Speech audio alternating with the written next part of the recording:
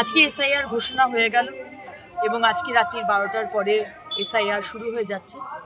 আরও 11টি রাজ্যের সঙ্গে সঙ্গে পশ্চিমবঙ্গেও 12 নম্বর রাজ্য এসআইআর শুরু হয়ে যাচ্ছে এবং ইলেকশন কমিশন খুব পরিষ্কারভাবে বলে দিয়েছে যে কারুর বৈধ ভোটার কারুর নাম যেন কাটা না যায়, সেরকমই অবৈধ কোনো ভোটারের নাম যেন ভোটার লিস্টে না থাকে।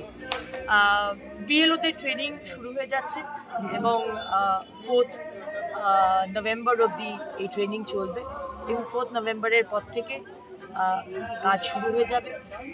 আশা করব প্রশাসন এবং মমতা ব্যানার্জির সরকার, যদিও বা বলছেন যে একটা নামও যদি বাদ যায়, উনি নাকি বলেছিলেন আগুন জ্বালিয়ে দেবেন, কিন্তু উনি একবারও বলেননি যে একটা নাম যদি রয়ে যায় রোহিঙ্গা বা বাংলাদেশি মুসলমানদের, তাহলে কিন্তু উনি আগুন লাগিয়ে দেবেন, সেটা কিন্তু একবারও বলেননি।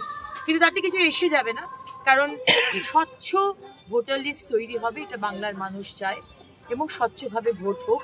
আশা করব ফেব্রুয়ারি মাসের 7 তারিখ যখন এই পুরো প্রসেসটা কমপ্লিট হওয়ার কথা, বাংলার মানুষ এবং আরও 12টি রাজ্যের মানুষ তারা যেন স্বচ্ছ ভোটার লিস্ট পায়। অনেক অনেক ধন্যবাদ ইলেকশন কমিশন।